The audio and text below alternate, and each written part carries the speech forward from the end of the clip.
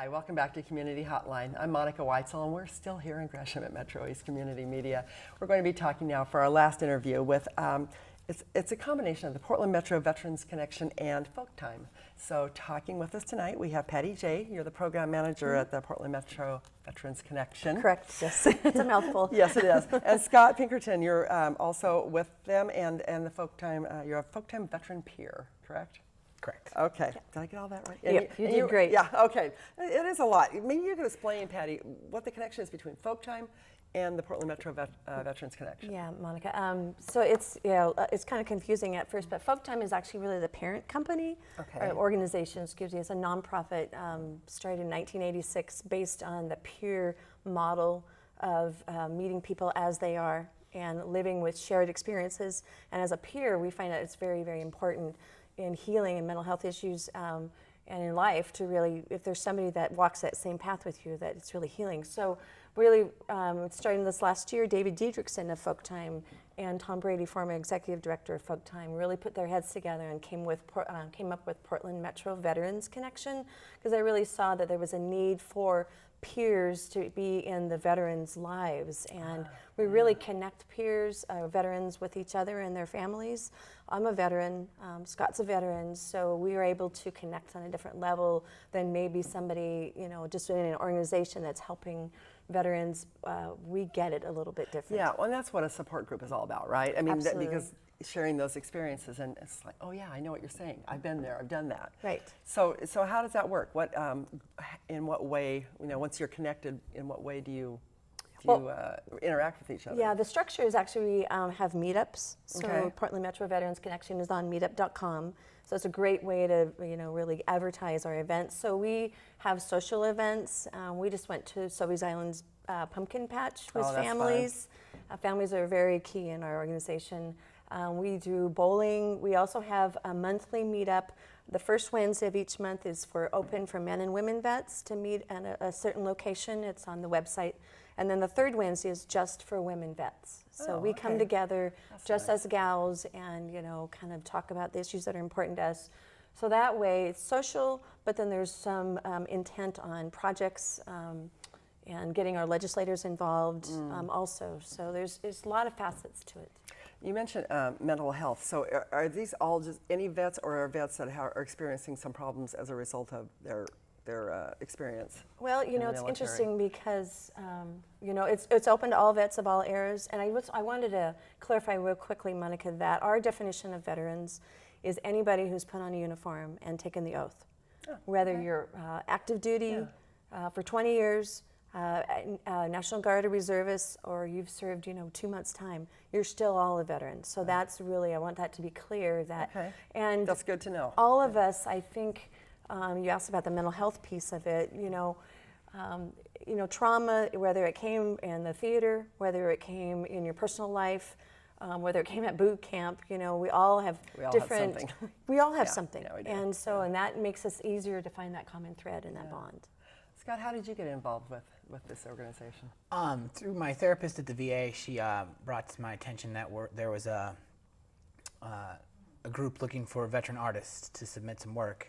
And you're an artist? Well, I was. I started doing art as a means to help with my mental health issues and to find some calm in the storm there. And what I had was a whole bunch of art kind of nailed to my wall in my living room, and didn't really. And you didn't know what to do with it. I didn't know what to do with it. I didn't even know if I knew what I was doing. I'd gotten some books from the library and did my best.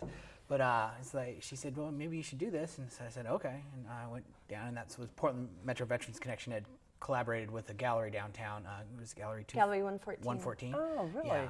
And they gave us the entire gallery pretty much. Wow. So you had a show. Yeah, and so I had 2 paintings in a gallery in the Pearl District. That's for pretty a exciting. month. Yeah, and the boost it gave me in my self-confidence was immense, and really saying, oh wow, I could actually do this and take this out and start doing it, and I did. I started having a booth at First Thursday and taking things on. But even more important was meeting other veteran artists that were in the same boat as me, that they didn't even realize they were artists, they just had their work, kind of to themselves, and we got kind of connected and talked, and it was a really great experience. That's so cool. That really is, just to be able to connect with somebody on that level. So not only were they veterans, but they're artists as well. So where do you go from there with that? I mean, do you, you're pursuing your art, and then do you get together with these, are they men and women both or whatever? Or do you get together at the meetups? And Yeah, at the meetups, and we talk, and it's helpful? It's super helpful. I mean, it's, for me, you got to understand, the last 5 years in particular, I think I saw one friend one time for lunch, and then I saw my family, fairly regularly, but no other friends. I wasn't And connecting why do you with think people. that was? It was a combination of insanity and drug use. And so this gave me a chance to get out and start talking to people, people who had similar experiences, because a lot of veterans, a lot of the guys there that had gotten into art also had mental health trouble, and so it was a place to connect and start really opening up about what was going on, and that just kind of springboarded me into getting back into the community and engaging with my friends again and stuff like that. And everybody needs friends. Yes. Everybody needs friends and that support, so that's really important. Right. What do you think what's been the most beneficial thing for you? Is it reconnecting with friends, or being able to actually put yourself out there again? Because it's so easy once you start isolating yourself. I think that's one of those things that's hard to get back out of. Yeah, that was, it kind of, I think the confidence from finding worth again, in what I do, And knowing you're good at something. and know I'm good at something, and something that I really want to do, See, that's huge right there. Yeah. But the people are more important, and so even now today, if I have the choice, and I have to make a decision between paint and go connect with somebody, I choose to connect with somebody. And do you feel like you make a difference in their lives as well? Yes. Yeah. And I think that's a really important piece too. It isn't, it's everybody helping each other. It is a true community. Yeah, and that's a beautiful thing, because it's with any kind of volunteer work, is when you give, you always get, I think, more back than what you gave in the first place. But in something like that, especially where you're giving of yourself, it's not just giving money or giving your time, you're actually giving of yourself. That's a huge thing, and that makes a big difference in people's lives. So tell me, you've got something, you gave me something about Operation Community Connection. What exactly is that? It's pretty exciting. I just kind of came to me one night. I was thinking about, with deployed vets, as well as veterans and soldiers that are just returning, as well as our veterans that have been in our society for many, many years, connecting with them is important, especially the ones that are deployed. Now, so we started, it's growing in many ways, but we started with 6 women vets here, myself included, and we matched up with 6 deployed vets, women in Kuwait. So right now we are starting a writing, like a pen pal program. Nice. So we've launched our first letters, and it takes some time to get them there. Yeah. But the idea is to really have this connection more than, thank you for your service cards, which are great. Yeah. But this develops more of a connection with their communities, so when they do come back, their community is broader. Are these people that are deployed from this area? Yes. So when they come back, they can meet and they can actually Right. have a friend already there. Yes. Because you can send enough letters, you feel like you really know somebody. Well, and that's hopefully, because that's the transition piece we've struggled with. Our country has struggled with the transitioning We've handled it horribly. We have, and so we want to learn from that, and hopefully, I'm not saying that it's it's going to happen and be great every single time, but I think it's going to be a connection. You're like, oh my gosh, somebody really does care, and you don't even have to ask them about the war. You ask them about their kids, about their family lives. Do you like to play music? Those kinds of things, to make that home life just feel more real, so far away from home. That kind of gives somebody something to look forward to too. Absolutely. And you come back and that you got somebody that knows what you're going through. They've been there, and that's great. That's great. Yes, absolutely. So that's Operation Community Connection. Is there a way that other people can become involved with it? I mean, if there are vets out there that that would like to connect with somebody that's deployed. Right. Are you looking for more people, or is this just starting out, so you haven't gotten to that point What's yet? kind of really cool about this program, and actually I've contacted my brother who lives in Iowa to contact some veteran service organizations in another part of the country. Anybody can do this. Okay. It doesn't even really have to be organized by us. Okay. So they could just find local vets or find vets through the different service organization, the Elks, the American Legion, to find vets to write to. Oh, that's great. So it's manageable. I almost forgot. You brought a short video, and I want to show that before good. before we run out of time. Thank so you, maybe we can Monica. play that. You bet. Sarah was the most beautiful baby ever. She was born in an afternoon and had the most beautiful blue eyes, and her mother was married a couple of times, and she bounced around for a while with her mom and her brothers. In her senior year, she decided she wanted to join the Navy. I joined when I was 17, and I really wanted to be a draftsman. I wanted to create flyers and create posters and do art and everything like that. But that rate was closed. She was going into the Secret Service part of training and was going to South Korea. The torture and things that people are put through was something she couldn't be involved in. She had suffered a mental illness, a breakdown, and was discharged early from the Navy. And that's when I found out that I had PTSD and bipolar disorder. And about 4 years after I had first gotten into the hospital, I started hearing voices. She was pregnant when she was in the hospital this last time, but said, well, you know, she'll have the child, but she will never leave the hospital again. She's just, there's no hope for her.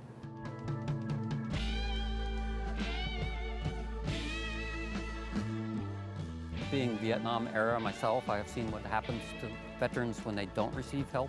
So I decided to do something for veterans that would be a new approach. Based on what I had learned at Folktime, which is just being a person with another person with a similar lived experience, can open a lot of doors.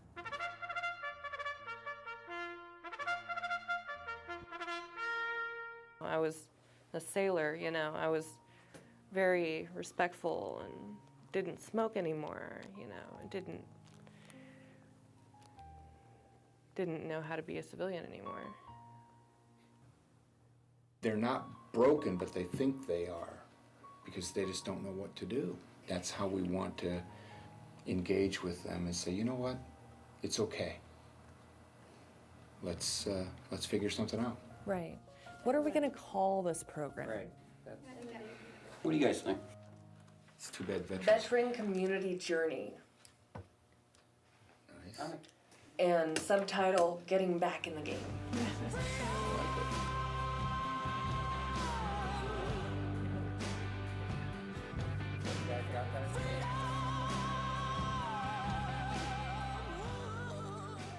My life has just changed. Started going to Folktime, getting ready to go to the Art Institute for a degree in animation, pursuing all my recovery elements, and soon I'll be a full-time mommy and full-time wife, and everything else will just kind of fall into place, I hope. And I would like to call some of the people who said she'd never make it and say, nanner, nanner.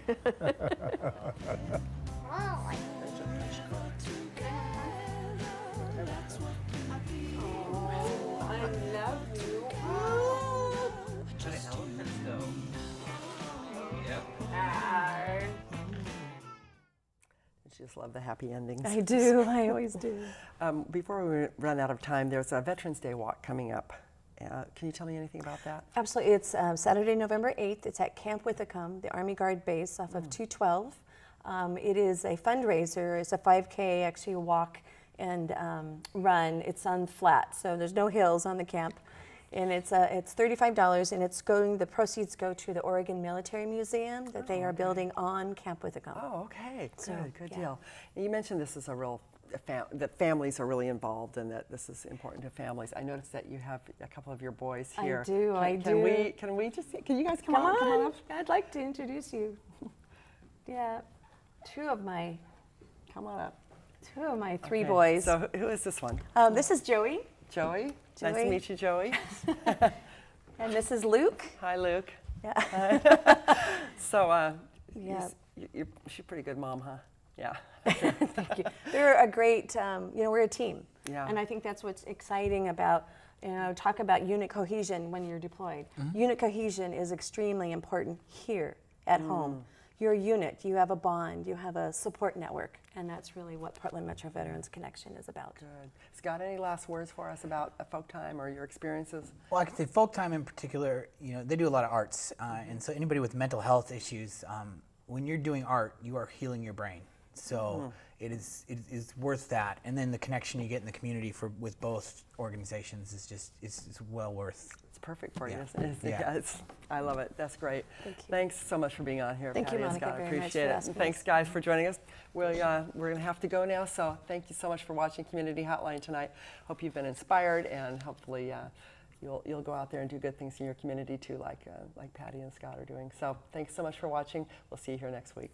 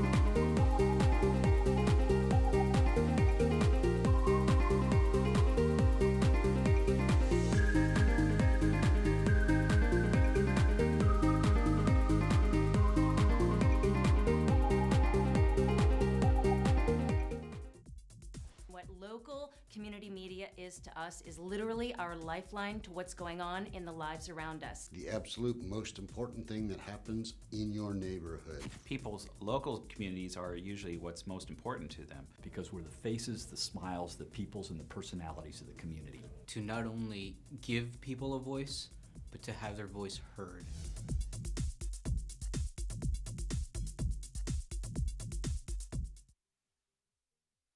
Voting is a big deal and one of the most powerful things you can do. But deep down, people vote because... I vote because it's my right and my responsibility. Because if I want my voice to be heard, the first thing I must do is vote.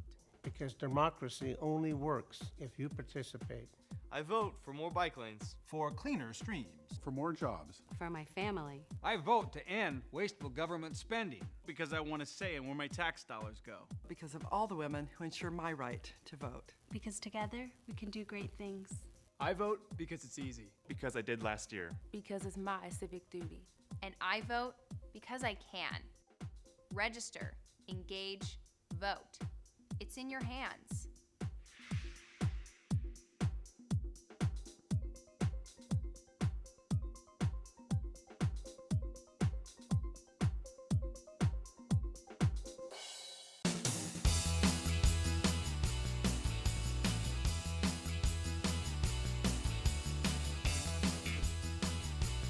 Okay, you want some tips? I got some tips for you. I'm the county health officer. I got some tips. You ready? Don't do that. Do not do that. That is not what you... Bad. That is bad. This is what you want. You ready? Here's my tip.